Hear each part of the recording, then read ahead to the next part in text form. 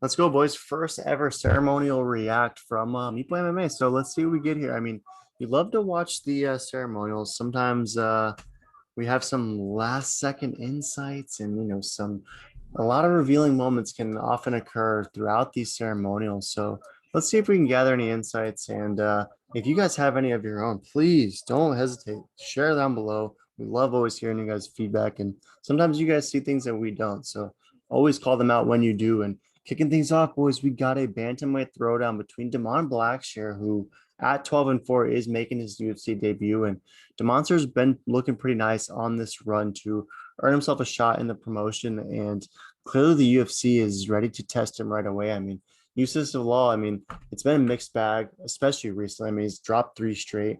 We even tried to meat lock him against Sung Woo Choi, and Sting absolutely smoked him. So that was an L. And earned Yusuf Zalal, the Moroccan Devil, on our no meat lock list, but Blackshear definitely looked ready on the scale and no different as the Moroccan Devil, right? He's coming up, he's amped up, he's ready to go. And I bet he believes that this is the type of fight to end this recent skid of his. I mean, this was a guy that had a lot of hype, he had a lot of promise, and it just got quickly derailed. So maybe this is exactly what he needs against Blackshear, who is a debutante. And he looks ready, looks locked in. Let's see what this stare down looks like.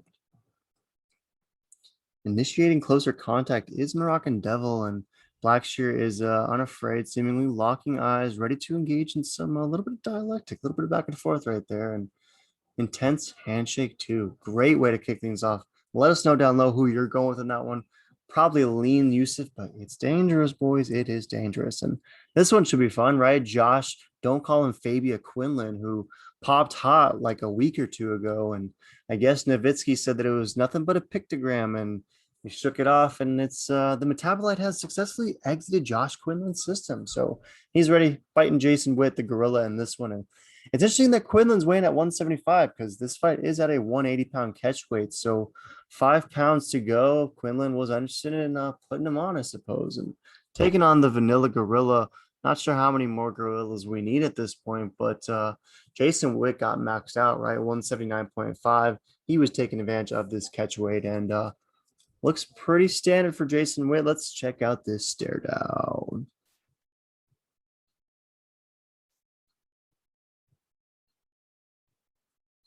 Both guys seem pretty game. Quinlan look a little bit like Goiti Yamauchi you picked, but nice win in Bellator earlier today. So maybe he has similar luck. We shall see.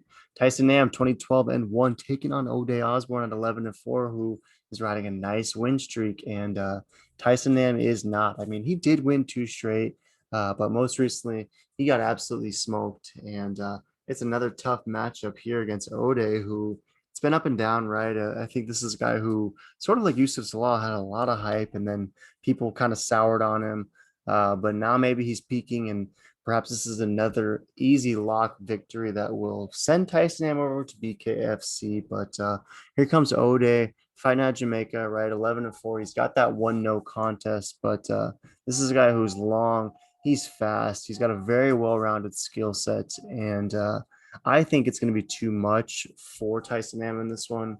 I do think Oday Osborne, he's around minus 250 to minus 350, somewhere in between. And I think he's probably a solid parlay piece.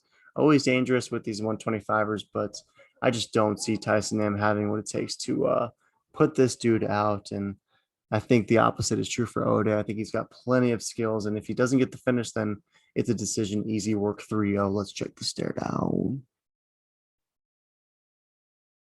Don't touch, don't touch. Oday seems ready. Tyson seems scared. We shall see, though. I mean, Tyson, he never is scared when he's in there. So let's see if he brings it. He's going to have to for sure. Let us know down below who you got. This one is the Meatlock Boys. It's Charlie Ontiveros, a.k.a. Charlie Olives, taking on Mowgli. And good googly Mowgli, Benitez is going to absolutely snap this fool. I mean, this is a guy who is fighting at 155. He did do most of his fights at different weight classes, higher weight classes in his MMA tenure thus far. So perhaps 155 is his true weight class. This is exactly where Charlie Olives belongs. But I like to think, and I know Meat is right there with me, that Mowgli should be an absolute lock. those leg kicks, those lethal, absolute killer leg kicks from Mowgli are going to just simply chop this dude in half like an 8-year-old at a karate class who is ready to impress his dad. Like he's going to snap this fool, bend him in half. And we definitely can tell Mowgli is wearing the extra weight. He's making his 55 appearance and did most of his work at 45, had a lot of weight cut issues though. So perhaps the extra weight is what he will need. Let's check this meat lock stare down.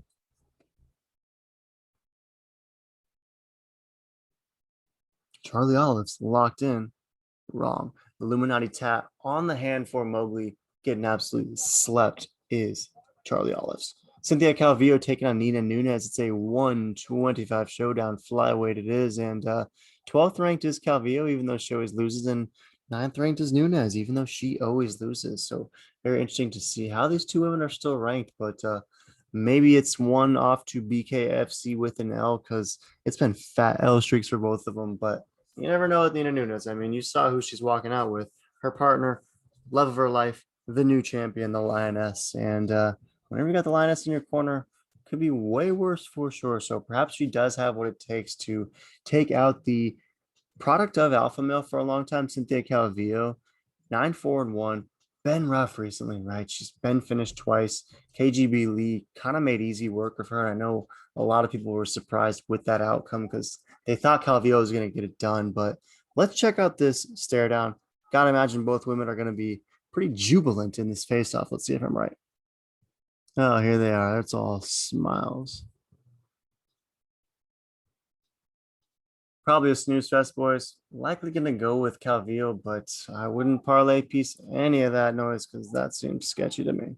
This one should be fun, though. It's another debutant, our Polish brother, Lukasz Brzezinski, taking on Martin Budaj, a.k.a. Budaj the Baddies. And cannot wait for Budaj the Baddies to showcase what he's got in this one because we meat locked him. That was absolute easy work for Budaj the Baddies. And maybe it's more the same against Lukasz Brzezinski, but this is a definite different fighter than who Budaj with the Baddies debuted against. So we didn't meat lock this one. The odds are a little bit narrower than they were for Budaj the Baddies the most recent or first fight, I should say, in the UFC. So a little bit more respect for the Polish brother. And let's see what Budaj the Baddies has to offer in this stare down. Not the most physically appealing heavyweight, but a dude who hits like a Mack truck and is pretty well rounded. Let's check this stare down. Looks like a bad Photoshop job for Booty the Baddies, but that is his natural frame, I guess. And two big dudes in this one. Definitely going with Budaj the Baddies to find a way to get this done, though, for sure. Here we go. You know, your boy picked Angela over the hill kill on this one, but it's going to be tough work against loopy godinas. I mean, I think it was Dana who called her like the female Hamzat or something because this woman, every single time she wins a fight, she gets on the mic and is like, yo, I'm down to fight next weekend, which is something you got to love. You don't see a lot of women who approach the game in that way. I mean, you don't even see a lot of men who approach the game like that, and let alone just women. But apart from Hamzat, Luby Godinez is in that camp of anywhere, anytime, just book me a fight. And Angela Over the Hill Kill is someone who is always down to scrap as well. I mean, I know her record is 13-12, but it's crazy to note that of her 25 fights, 20 of them have been in the UFC, right? Like her entire career has been in the UFC, and she's had some ups, she's had some downs, some controversial losses. She's always losing close decisions.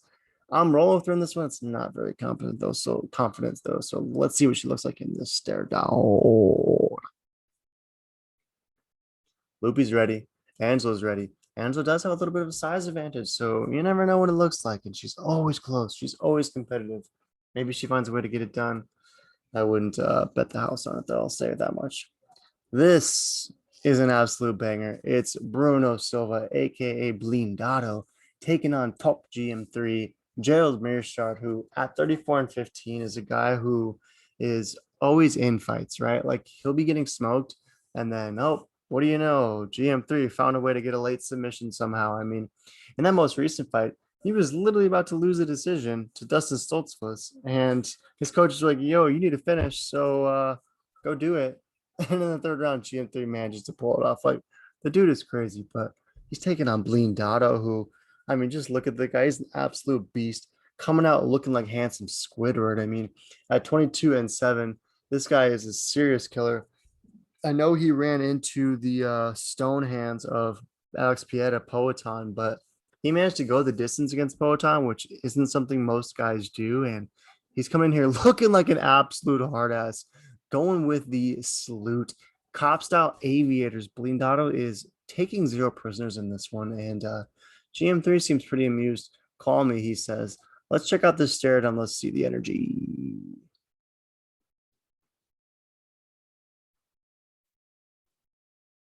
Handsome Squidward, absolute lock.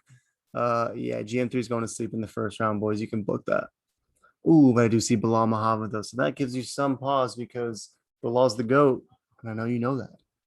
Here we go. Ariana Lipsky, Queen of Violence, taking on Priscilla Cashweda.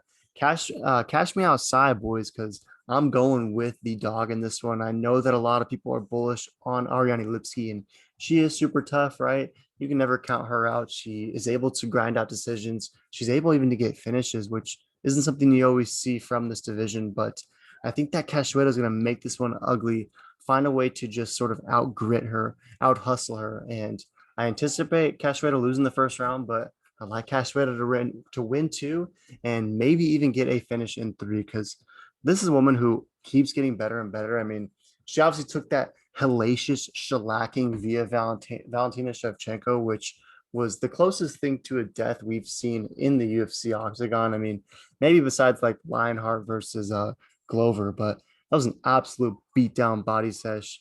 I think she learned a lot from it though, because she's gotten a lot better since then. And she's gonna need everything she's got as a plus 160 dog. But let's check out the stare down.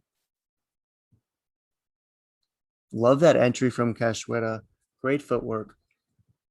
Passionate stare down here, both women down to bring the noise. Let's see how it turns out though. Let me know down below if I'm missing that, by the way, boys, because I got Cashweda. So if I'm tripping, you please call me out as you always do. Here we go. This is my, I think this is my favorite fight, most anticipated fight of the night besides the co-meet event. It's Osman Mursakanov. Mursakanov, Matt, 11-0, the Russian, taking on Devin the Brown Bear Clark, who, man, at this point, he's a serious veteran, right? I mean, this is a guy with double-digit fights, taking on Mursakanov, who barely won. I gotta keep it real with you guys. He barely won against Stefan and Chukli, and he was losing on one judge's scorecard. The other two judges had it 1-1. So arguably, he was literally about to win to drop a decision, and then he won with that magnificent flying YOLO knee with a minute left. So Murzakanov still undefeated and technically undefeated in the UFC, but it was dangerous. And look at Devin the Brown Bear Clark. This dude is looking jacked. This is the best shape he's ever been in for sure. Let's check out this stare down. Both guys down, both guys carrying a wry smile. I know something you don't. Let's see who truly knows something. Azamat's in over his head, though, boys. I like the value at plus 130, plus 140-ish for Brown Bear as a dog.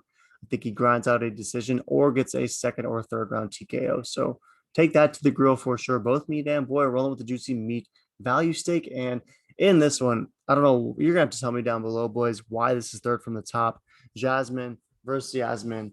I don't know who is the true Yasmine. I mean, Jasmine Jasuda Vicious, I thought was the only real Jasmine in the UFC, but she's a 25er, and maybe one of these women will go up there one day and try to be the true Jasmine, similar to how what's his name, Fazeev is trying to be the one true Rafael. But 116 for Lucindo, the Brazilian young fighter.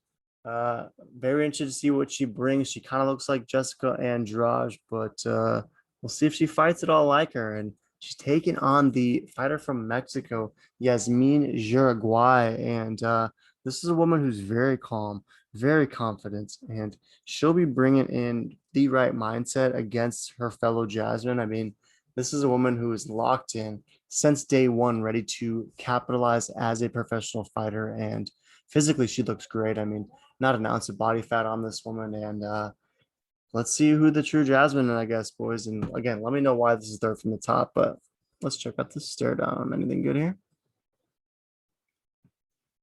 Not really. Indifference from Jasmine on the right. Giddy focus on the left. Jasmine ready to go. One time for Jesus, one time for Blindado. It's the co-meet. Nate Landwehr, aka The Train, taking on Obama, David Onama, the silent assassin. And we all know what happened last week, right? The Silent Assassin, the fake one at least, Vicente Luque, got absolutely smoked. Very surprising, but beautiful work from Jeff Neal. And I mentioned in the video, but the Silent Assassin was definitely not silent at all. That dude was screaming, blowing his cover, and he got smoked. So if the Silent Assassin David Renamo does the same in this one, gets smoked, that'll be interesting because similar to Jeff Neal was Nate Landwehr about a 2-1 dog, and he's coming out of a nice win, right? He was able to finish Ludovic Klein, and Ludovic isn't a guy who is easy to finish, so you do have to give the guy his flowers for that performance. Gotta love his almost like I'm a 4-year-old type haircut. Only someone like Nate Landwehr could pull that off, and you love to see that the train tat near the shoulder. Absolute legend. Let's check out this energy. You think you're the boogeyman, he says. Hmm. Sound assassin, keeping true to his name, not saying a word, and like an assassin, staying silent. It's the meat event. I'm gonna skip through this highlight spiel reel just because I know you'll see it tomorrow, boys. But let's go. Dominick Cruz coming to the scale, fighting in front of his town. I mean, I always thought he repped Arizona and Tucson, but I guess it's convenient to be a San Diegan in this one. He looks physically pretty good, right? I mean, at 37, the guy doesn't look like he's lost his step at all physically. Obviously, his quickness isn't what it used to be. I mean, if you go back and watch that WEC footage, like prime Dominick Cruz, his footwork, his speed, uh, unlike anyone else for sure. But he still fights in the same way. It's just a little bit slower, more labored version, which makes sense. He's had plenty of surgeries. He's 37 years old. And Chito, man, what can you say about him? He's game. He's ready. 29, peaking, singularity of focus. Let's check the start out.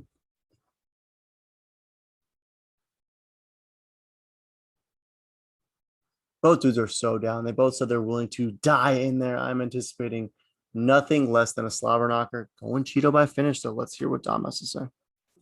This setting means to you. Love being here in San Diego, my people. We're going to bring it back. Let's go. Good luck, Dominick. Great to see you. On the other side, second straight main event for Chito Vera. It's a name you've been wanting for a while. It's a spotlight you've been wanting for a while. What can you say now on the eve of the big fight? It's going fucking down. I'm ready to go. I'm prepared. I'm gonna be a world champion. I'm gonna kick his ass. Tomorrow, I'm gonna finish him. Count my words out.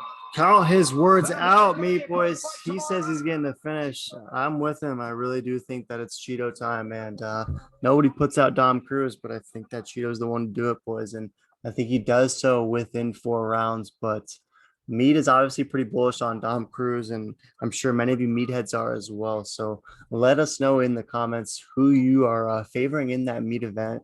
Should be an absolute banger. But nonetheless, boys, if you made it this far, appreciate you being on showing us as always. And if you like this sort of content, then we can start pumping out these ceremonial weigh-in reaction videos. But definitely fun. Again, enjoy the action tomorrow. Don't blow your meat for sure. Hammer that meat lock nonetheless. And as always, take it to the grill and get the bill.